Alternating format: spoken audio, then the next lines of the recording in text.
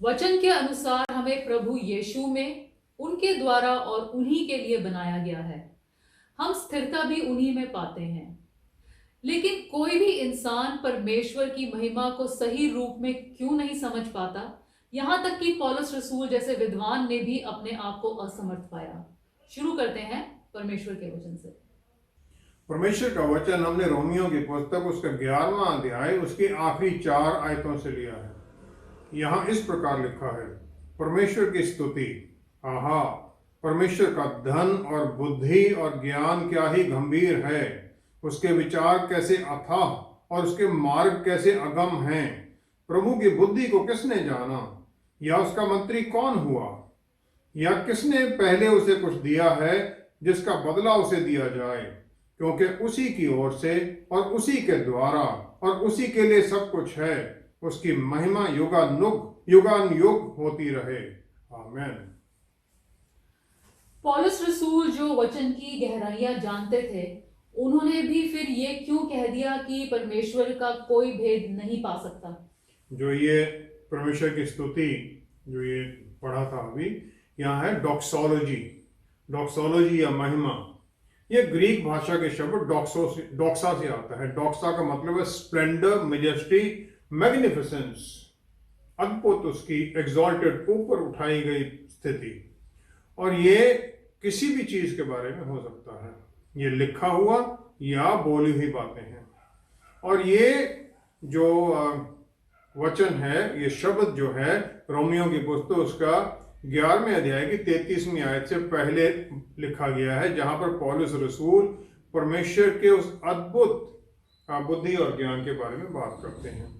प्रेरितों की पुस्तक उसका 22वां अध्याय उसकी 3री आयत से पौलुस रसूल अपने आप को इंट्रोड्यूस करते हैं उन यहूदियों के सामने जो उन्हें मारना चाहते हैं। वो कहते हैं, मैं तो यहूदी मनुष्य हूं जो किलिकिया के तरसुस में जन्मा, परंतु इस नगर में गमालियल के पांव के पास बैठकर पढ़ाया गया और बाप दादों की व्यवस्था की ठीक रीति पर सिखाया गया और परमेश्वर के लिए ऐसी धुन लगाया था जैसे तुम आज लगाए हुए हो। गमालियल अब कौन है? गमालियल वो है जो एक उस समय का सबसे ज्यादा ज्ञानी माना जाता है। अगर हम प्रेरितों की पुस्तक उसका 5वां अध्याय उसकी 34 से 39वीं आयत में देखें, तो जब पतरस रसूल और यूहन्ना मंदिर में प्रचार करते हैं बाकी चेलों के साथ, तो सनहेड्रिन लोग उन्हें पकड़ना चाहते हैं। तो गमालियल ये कह देता है कि अगर इन मनुष्यों से दूर ही रहो और इनसे कुछ काम ना रखो, क्योंकि यदि यह धर्म या काम मनुष्यों की ओर से हो तब तो मिट जाएगा, परंतु यदि परमेश्वर की ओर से है तो तुम उन्हें कदापि मिटा ना सकोगे। कहीं ऐसा ना हो कि तुम परमेश्वर से भी लड़ने वाले ठहरो। गमालियल ये है, उसने सिखाया पौलुस रसूल को। पौलुस रसूल ने फिर रोमियो 11 में ये कह दिया। गलातियों की पुस्तक 1 अध्याय 15वीं से 17वीं आयत में दमिश्क के रास्ते के ऊपर सौल, उस समय सौल था जो बाद में पौलुस रसूल बनते हैं, जब परमेश्वर से उनका प्रभु यीशु से सामना होता है तो वो किसी से पूछता नहीं क्या हुआ है, वो अरेबिया में रेगिस्तान में चला जाता है और वहां पर आत्मा के द्वारा वचन के बारे में जानने की कोशिश करता है। ऐसी अद्भुत पहचान वाला इंसान है पौलुस रसूल, जिसने नए नियम के 14 पुस्तकें लिखी हैं 26 में से, जिसमें कि इब्रानियों की पुस्तक के बारे में लोग कहते हैं कि उसने नहीं लिखी, लेकिन लगता उसी ने लिखी है। उन्होंने रोमियो 11 की 33 से 36 तक कह दिया परमेश्वर की महानता के बारे में। कौन सा इंसान की बुद्धि है जो वो समझ सकता है? अगर हम इंसान के बनाए जाने के बारे में कुछ बातें देखें तो हम भी पौलुस रसूल की तरह इसी प्रकार कह देंगे। पहला उत्पत्ति 1 की 27 में परमेश्वर ने इंसान को अपने अक्स और अपने रूप में बनाया। इंसान ही एक ऐसा बनाई गई जीव है जो परमेश्वर के अक्स में उसी प्रकार बनाया गया है। और जिस आत्मा है, जैसे एक शरीर दिया गया ताकि वो आत्मा में परमेश्वर के साथ, पवित्र आत्मा परमेश्वर के साथ एक बातचीत कर सके। वो फिजिकल में भी रह सकता है और आत्मिक में भी वो बात कर सकता है। और आदमी को बनाने के बाद में जो कुछ भी उसे चाहिए था, परमेश्वर ने उसे सब कुछ पहले ही बना रखा था, उसके लिए दे दिया, और परमेश्वर उससे मिलने आते थे रोज।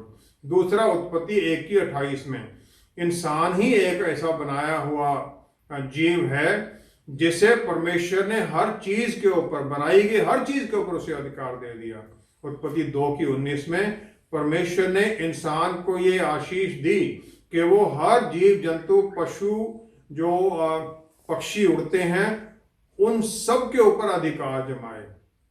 तीसरा, उत्पत्ति 2:18 और 22 में इंसान ही एक ऐसा बनाया हुआ जीव है जिसको परमेश्वर ने थोड़ा और सुधार दिया। उन्होंने कहा कि ये अकेला होना इसका अच्छा नहीं है, और उसके लिए उन्होंने एजर कनेक्टो हेल्प मीट, उसकी एक औरत बना दी।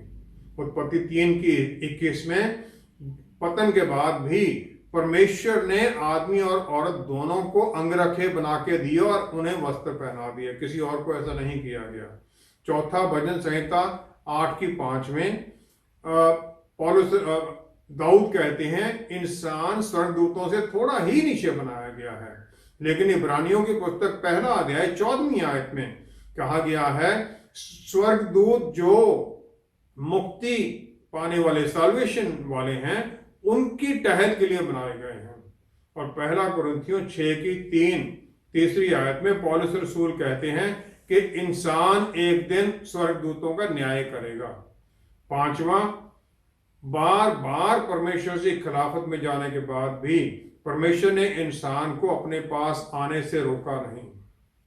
अय्यूब की पुस्तक 33वां अध्याय 15वीं आयत में अय्यूब कहते हैं परमेश्वर फिर भी इंसान से बात करते हैं रात में, सपनों के द्वारा या दर्शन के द्वारा, या फिर वो महीन आवाज के द्वारा बात करते हैं। छठा, इंसान को छुड़ाने के लिए जो सबसे बड़ा कीमत जो चुकाई जानी थी शैतान से और पाप से छुड़ाने के लिए, परमेश्वर ने इंसान के लिए वो दे दी। उन्होंने अपने ही पुत्र को सलीब के ऊपर कुर्बान कर दिया, और इसके द्वारा उन्होंने रास्ता खोल दिया कि वो इंसान परमेश्वर के परिवार का हिस्सा बन जाए, उनके नजदीकी में आ जाए। सातवां, परमेश्वर ने यह फैसला किया कि परमेश्वर इंसान को गाइड करने के लिए और उसको सांत्वना देने के लिए पवित्र आत्मा परमेश्वर उसके साथ रहें, ताकि वो उसे पवित्रता और जीत की तरफ लेते जाएं, जीत अंधेरे की ताकतों के ऊपर, और ये जीत है परमेश्वर की उस बल में। फिलिपियों की पुस्तक 3 अध्याय 20वीं आयत में परमेश्वर ने इंसान को स्वर्ग राज्य का सिटीजन बना दिया। धरती पर रहते हुए हम सिटीजन उस स्वर्ग राज्य के हैं। प्रकाशित वाक्य 4 अध्याय 8वीं आयत में परमेश्वर के सिंहासन के सामने 4 लिविंग क्रीचर हैं जो खरूब हैं, और उनके पंखों के ऊपर चारों तरफ आंखें ही आंखें हैं, और आंखों का लिंक बुद्धि और ज्ञान से होता है। एजेकियल नबी की पुस्तक उसका 28वां अध्याय 12वीं आयत में परमेश्वर ने लूसीफर को बनाया, शैतान को बनाया, जो कि कवरिंग खरूब था, और वो परफेक्ट था, बुद्धि से भरा हुआ और सुंदर। परमेश्वर की महिमा जाहिर होती है उनके अपने रूप में नहीं, बल्कि उनके चारों तरफ कौन कौन है उससे भी जाहिर होती है। जैसे वो 4 खरूब और जो एक शैतान बनाया गया, जो वो खरूब हैं कभी भी थकते नहीं हैं, दिन रात कहते हुए पवित्र पवित्र पवित्र, और वो कहते रहते हैं जो परमेश्वर था, है और सदा के लिए है। ये शायद 6 अध्याय 1 से 8वीं आयत और एजेकियल नबी के पहले ही अध्याय में परमेश्वर की हजूरी की महिमा का बयान है, और वहां पर काफी दिखाया गया। बुक ऑफ रेवलेशन में उसके बाद में सारी डिटेल्स आ जाती हैं खरूब के बारे में, जो 24 जो एल्डर्स हैं, जो छुटकारा पाए हुए लोग हैं, जो परमेश्वर के सामने आते हैं, और फिर जो अनगिनत लोग हैं जो परमेश्वर के सामने खड़े हैं, जो परमेश्वर की आराधना के गीत गाते हैं, जो उनकी महिमा के गीत गाते हैं। परमेश्वर की महिमा दिखाने के लिए चिन्ह दिखाए गए हैं, लेकिन हमें यह मानना पड़ेगा, समझना पड़ेगा कि चिन्ह जो सच्चाई है उसको पूरी तरह से जाहिर नहीं कर सकता। जो स्वर्ग की सच्चाई है वो परमेश्वर द्वारा दिखाई गई है, परमेश्वर की महिमा में दिखाई देती है, और वो जो एक्चुअल है उससे कहीं अद्भुत है। और ये इंसान की ह्यूमिलिटी है कि वो ये कह देता है अपने आप को कि मुझे इसके बारे में कुछ समझ ही नहीं आ सकता, कोई भी नहीं समझ सकता है। दूसरा शमूएल 7वां अध्याय 18 से 22वीं आयत में अगर हम देखें, नादन नबी से दाऊद राजा आशीष पाने के बाद में ये कह देता है कि हे प्रभु यहोवा, क्या कहूं, और मेरा घराना क्या है कि तूने मुझे यहां तक पहुंचा दिया है। तो भी है प्रभु यहोवा, ये तेरी दृष्टि में छोटी सी बात हुई। आपने मुझे इतना कुछ कर दिया, दाऊद कहता है, लेकिन आपके लिए छोटी सी बात है। कौन है हम सब में से जो ये कह दे अपने हक में परमेश्वर से उसे कुछ चाहिए या उसे मिल जाना चाहिए? हम सब अपने आप में कुछ भी नहीं है, ये परमेश्वर की दया है, उसका अनुग्रह है कि हम पर वो दया करते रहते हैं और हमारी प्रार्थनाओं का उत्तर देते रहते हैं, आशीषें देते रहते हैं। यही उनकी महिमा है। पौलुस रसूल ने जो परमेश्वर की महिमा के बारे में रोमियो 11 के आखिर में कहा था, उसका सही मतलब क्या है?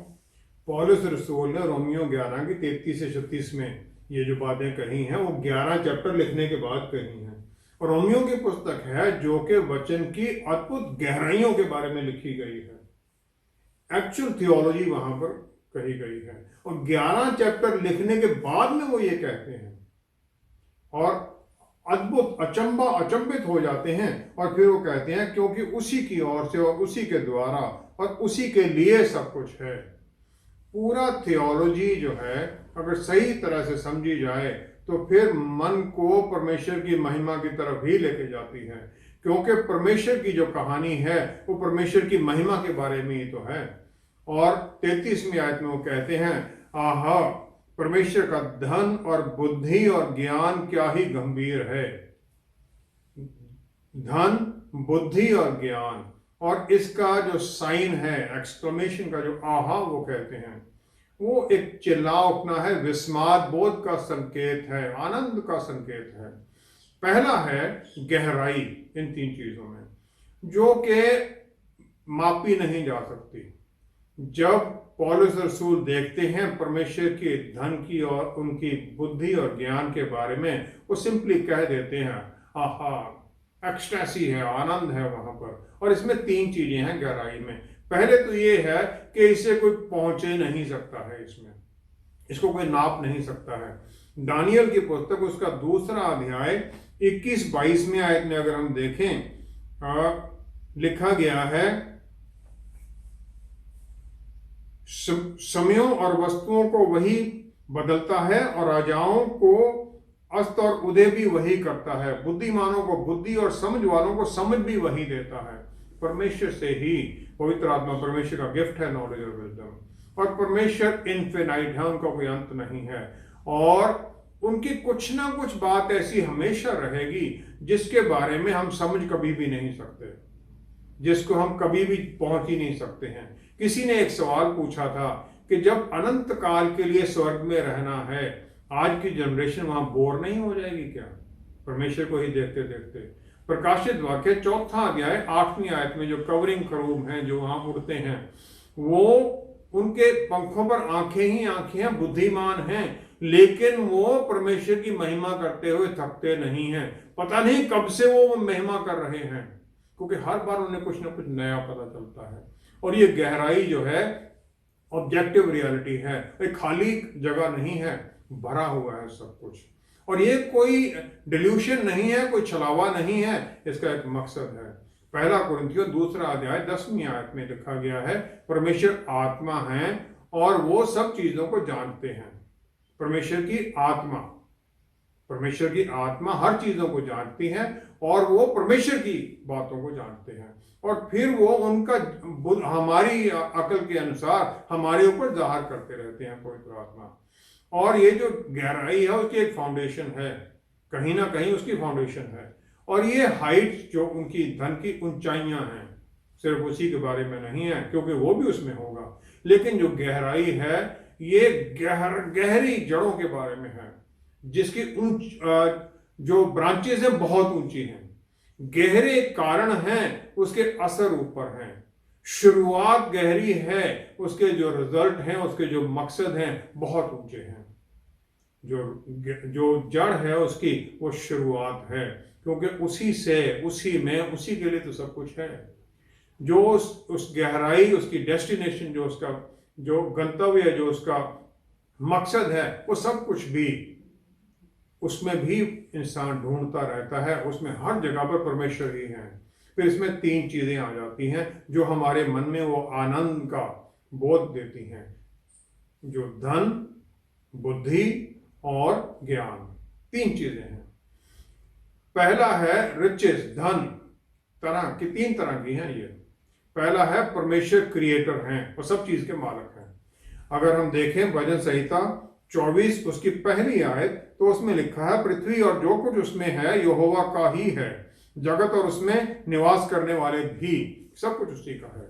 व्यवस्था विवरण 10वां अध्याय 14वीं आयत में लिखा गया है, सुन, स्वर्ग और सबसे ऊंचा स्वर्ग भी और पृथ्वी और उसमें जो कुछ है वह सब तेरे परमेश्वर यहोवा ही का है। उसने बनाया, सॉवरन है वो, सब कुछ उन्हीं के लिए है। हम सब लोग उन्हीं के लिए बनाए गए हैं, और फिर उनकी इच्छा हमारे जीवन में पूरी होनी चाहिए। और फिर ये सब कुछ करने वाले परमेश्वर, वो मेरे परमेश्वर हैं, मुझसे प्यार करते हैं, आपसे प्यार करते हैं, और उनकी महिमा में हमें प्यार करते हैं।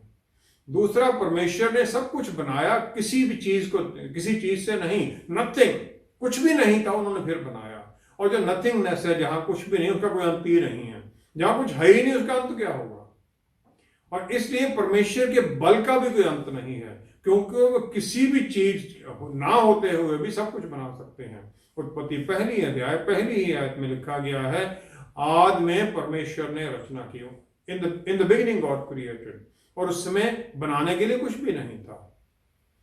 तीसरा है, परमेश्वर अपने आप में एक अद्भुत रिसोर्स हैं, उनके अंदर वो खजाना है जिस खजाने की कोई कीमत ही नहीं हो सकती। रोमियो 2 अध्याय 4 आयत में अगर हम देखें, रिचेज ऑफ हिज काइंडनेस, उनकी दया का खजाना। अफसियों 1:7 में उनके अनुग्रह का खजाना। रोमियो 9:23 में उनकी महिमा का खजाना। और ये सब कुछ उन्होंने अपने पुत्र में दे दिया, ताकि वो हमारे आनंद के लिए उसे जाहिर कर दें, और उन्होंने हमें वो दे दिया अपने पुत्र के द्वारा।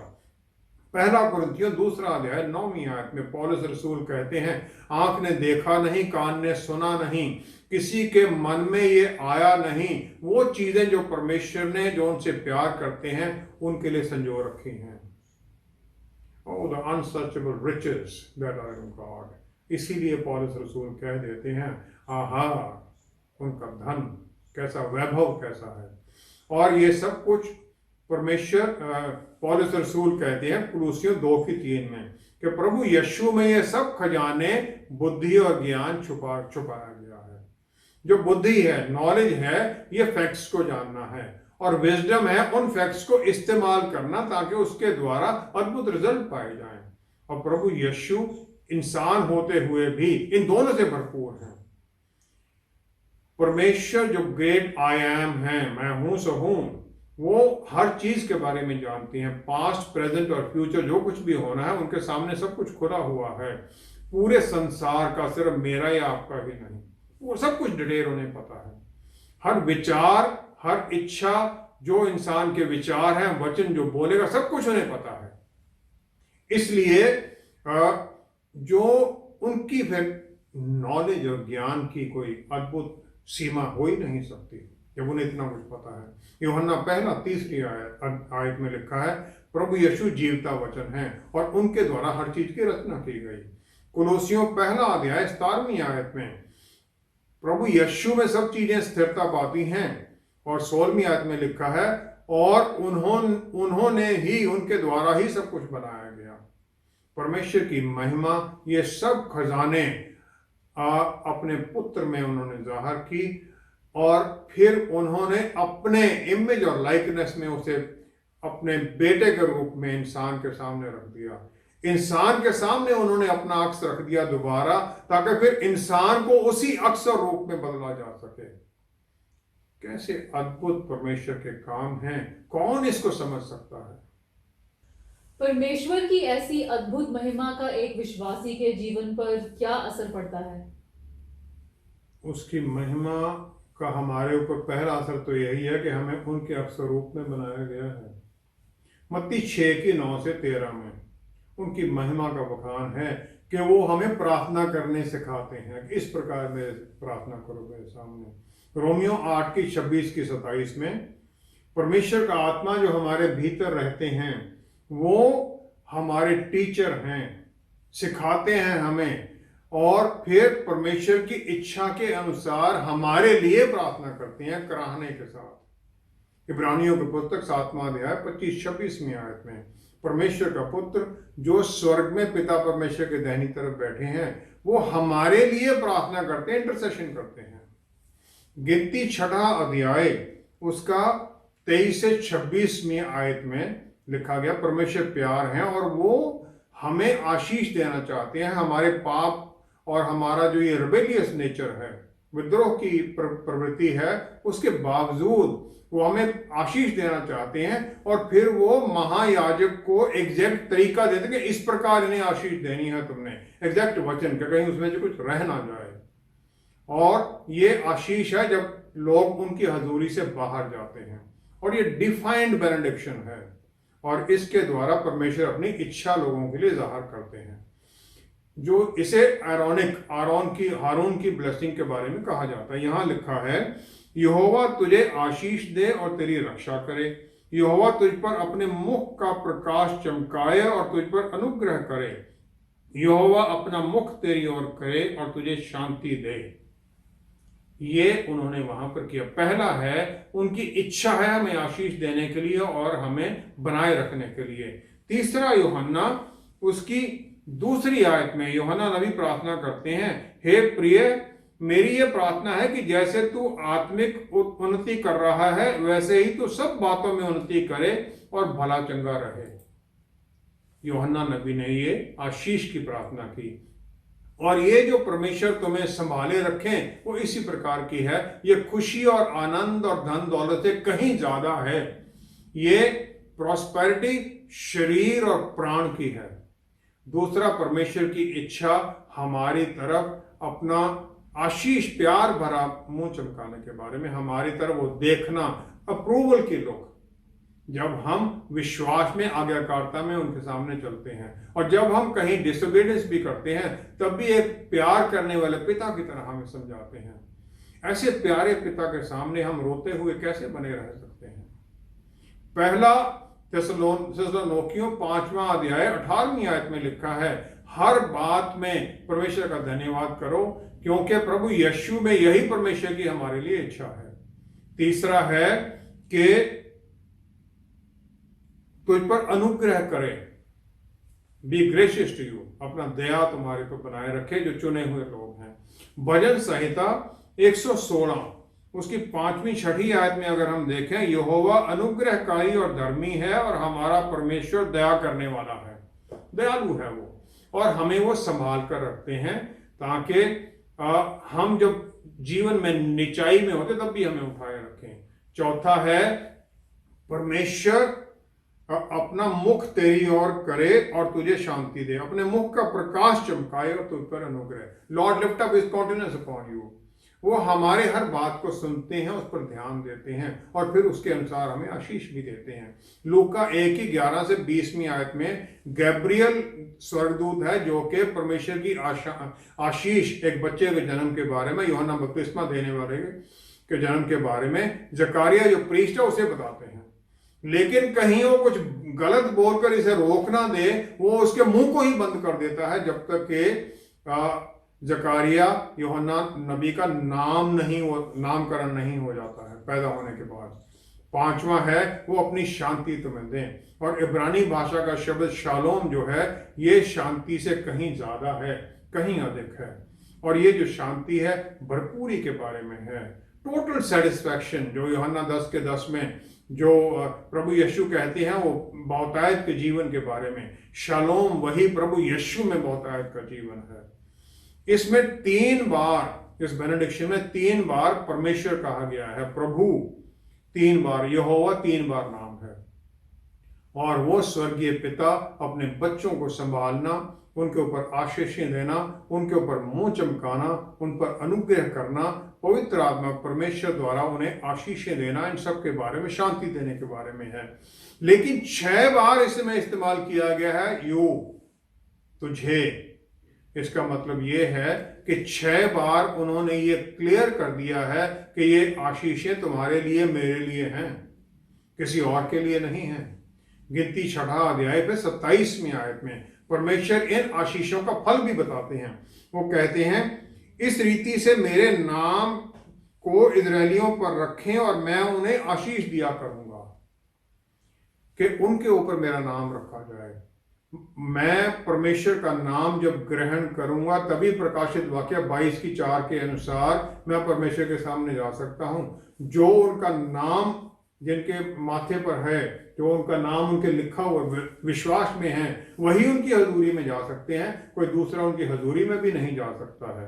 तो इसलिए परमेश्वर की ये अद्भुत आशीष है कि वो हमें प्रार्थना करना सिखाते हैं, डिफाइन कि ये है इस प्रकार, ये इसको तुम बढ़ा के प्रार्थना करो। वायदे करते हैं, जो तुम मांगोगे मैं दे दूंगा।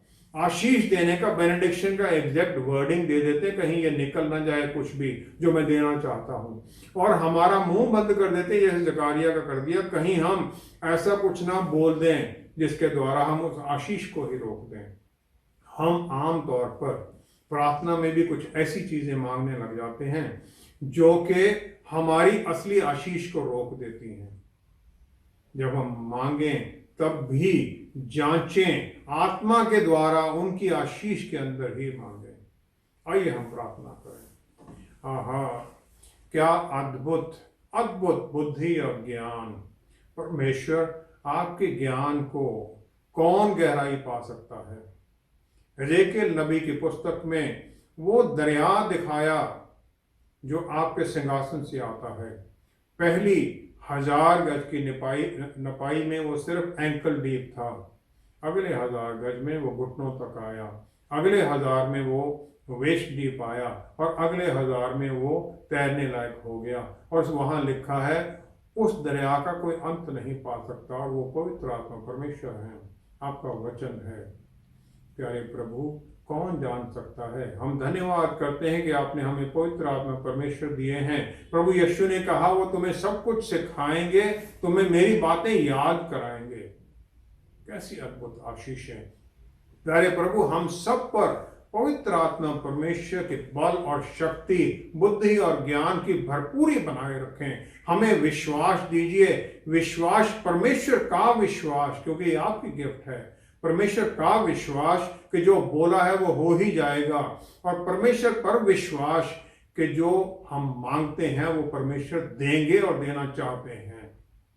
पिता परमेश्वर, सारी महिमा, सारा आदर आपको देते हुए सब कुछ आपके प्यारे बेटे प्रभु यीशु के पवित्र नाम में मांगते हैं। आमेन, आमेन, आमेन। प्रभु यीशु ने पिता परमेश्वर से प्रार्थना की कि उन्हें अपनी महिमा से भर दें, ताकि पुत्र भी उनकी महिमा कर सके। यही आशीष उन्होंने हमें भी दी, और अपनी महिमा जो उन्हें पिता परमेश्वर से मिली थी हमें दे दी। क्या हमारे जीवन और हमारे कामों में उस परमेश्वर की महिमा दिखाई देती है? Thank you so much for watching. Until next time, stay blessed. Shalom.